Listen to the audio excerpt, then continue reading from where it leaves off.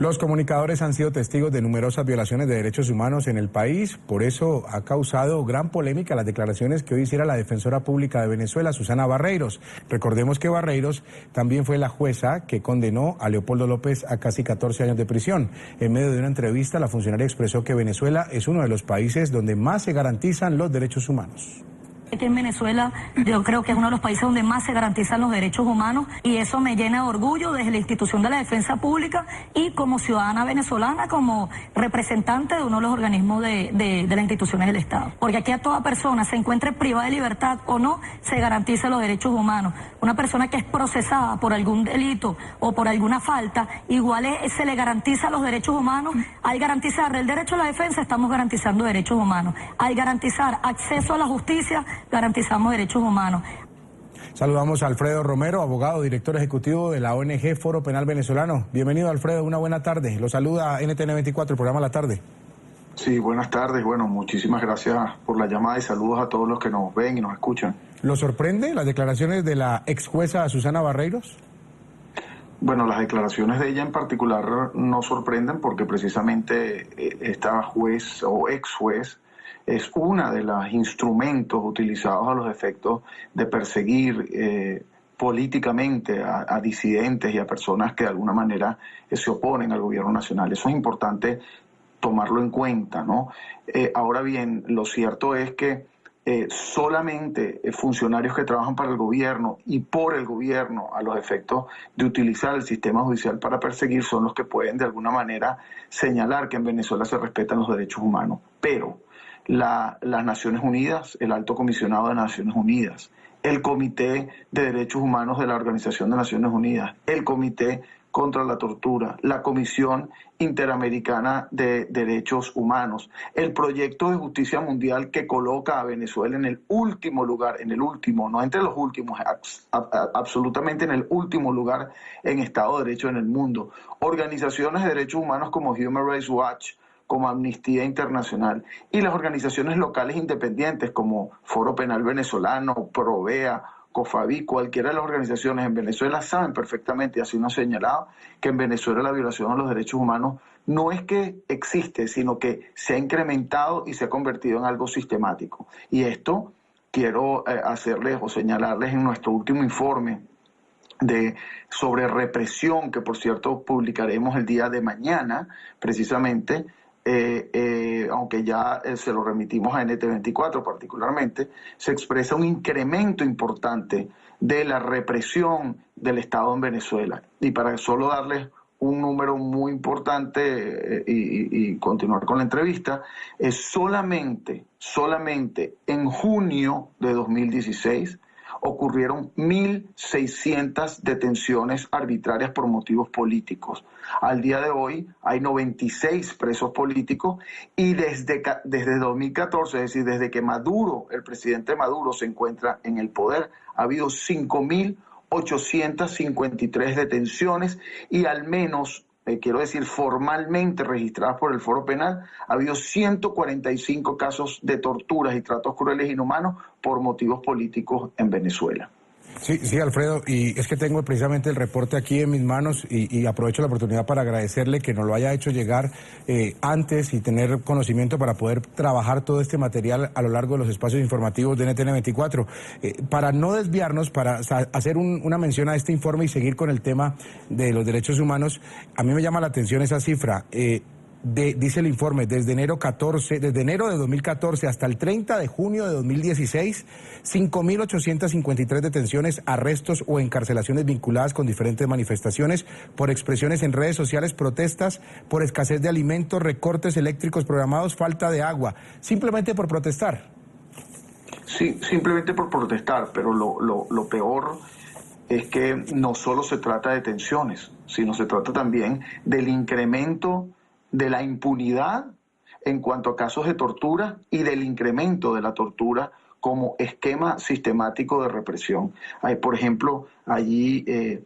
tienen en ese informe el caso de Daniel Morales, por decirle solo uno de muchos, un muchacho de 18 años que todavía se encuentra recluido en la sede de reclusión particularmente política, que es la sede del SEBIN, el helicoide, fue torturado, según él mismo lo refiere, y según fue denunciado formalmente ante el tribunal, es decir, no es que lo decimos nosotros, lo dijo él, consta en las actas del tribunal, fue torturado con descargas eléctricas para que confesara en contra del jefe de seguridad de la Asamblea Nacional como supuesta esquema de conspiración realizado. Y él fue detenido, Daniel Morales, este muchacho estudiante de 18 años, luego de una manifestación, y además de las descargas eléctricas denunció una serie de torturas, inclusive lo colocaron ante una cámara de video para que grabara, para que dijera y supuestamente testificar en contra de personas o de disidentes. Este es uno de los tantos casos. El otro caso ocurrió, el caso de Daniel Morales lo refiero porque fue recientemente, es decir, él fue detenido en mayo, el 18 de mayo de 2016, pero está el caso también de Jocelyn Prato, claro, una muchacha de 23 años. Y sí. está el caso también que estaba leyendo, el caso de Gerardo Carrero, que es muy dramático porque ustedes en el informe describen pues cómo brutalmente fue colgado de un tubo al techo durante 12 horas continuas y el informe sigue más. O sea, yo lo que quiero expresarle a Alfredo y por intermedio suyo a los televidentes de NTN 24 es que uno no entiende cómo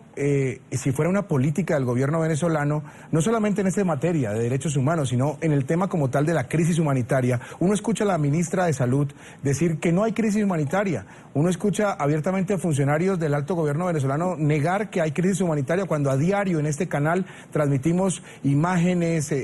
testimonios, entrevistas con personas que están pidiendo a gritos ese corredor humanitario. Casos como el que usted está nombrando, el de Daniel Morales, el de Gerardo Carrero, que con certeza le daría una claridad a cualquier televidente en cualquier parte del mundo que existe violación a los derechos humanos, Alfredo. Sí,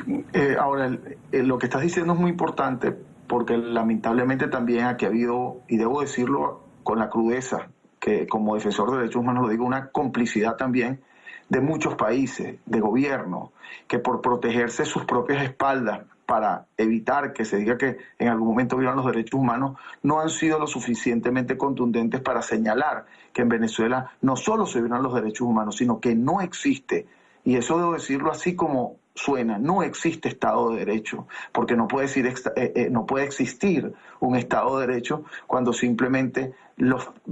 venezolanos no solo es que no confían en los tribunales, sino que los tribunales no son efectivos para acabar con un problema como los problemas de delincuencia que ocurren en el país, sino que los tribunales sí son muy efectivos para perseguir a esa señora que no tiene medicinas y que reclama en las calles porque no tiene medicina, y entonces viene el gobierno y en vez de conseguir las medicinas o buscar una alternativa, pues la mete presa por protestar. O la persona que tiene hambre y que hace colas afuera de los supermercados, como ocurrió, por ejemplo, en el Barquisimeto, Estado Lara, ahora en junio, donde se detuvieron a más de 900 personas por haber pernoctado, es decir, por haber estado durmiendo en las afueras de 6 supermercados para esperar que llegaran en la mañana la comida y poder comprarla a primera hora porque hay escasez de los elementos fundamentales como son leche, jabón, etcétera, etcétera, etcétera. Así como las personas que protestan porque no tienen agua o porque no tienen luz, y el gobierno, en vez de buscarle solución,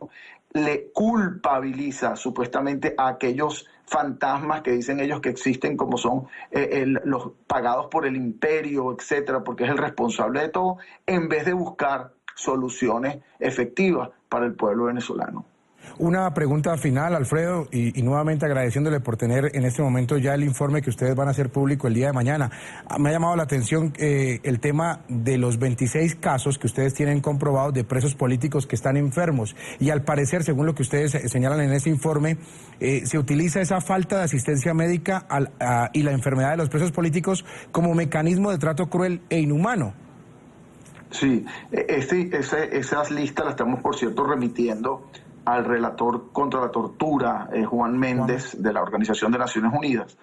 porque lo que hemos demostrado y se evidencia ya después de un tiempo es que se está utilizando efectivamente la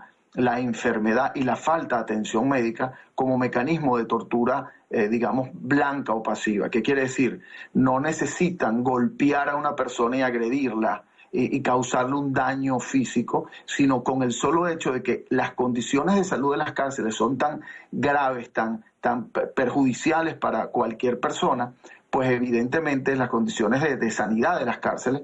ocurren la enfermedad de los presos, y al no atenderlos médicamente, teniendo ese problema médico, pues lo que están logrando es una tortura indirecta de estas personas. Por ejemplo, el caso de Jamie Varela, que tiene escabiosis, conocida en Venezuela como sarna en la piel, pues básicamente ni siquiera ha tenido una atención y consecuencia de esa sarna, esa escabiosis, de las condiciones de insalubridad de las cárceles. O el caso de Efraín Ortega, que tiene problemas importantes circulatorios, problemas en la piel, etcétera, etcétera, etcétera. Las fotografías de él son realmente grotescas y no tiene atención médica. O el mismo caso que te referías de Gerardo Carrero, que luego de la tortura, de la denuncia, de haberse referido particularmente al funcionario del SEBIN que lo torturó, y es el mismo funcionario que hoy en día lo cuida, él no ha sido atendido médicamente por los problemas estomacales, problemas de salud en términos generales, consecuencia de la tortura recibida y del estado de insalubridad de la cárcel donde se encuentra. Alfredo Romero, abogado, director ejecutivo de la ONG Foro Penal Venezolano, muchas gracias por habernos acompañado en la tarde de NTN 24. Estaremos haciéndole seguimiento a este informe que ustedes presentarán en las próximas horas. Muchísimas gracias a ustedes y siempre a la orden. Muy amable.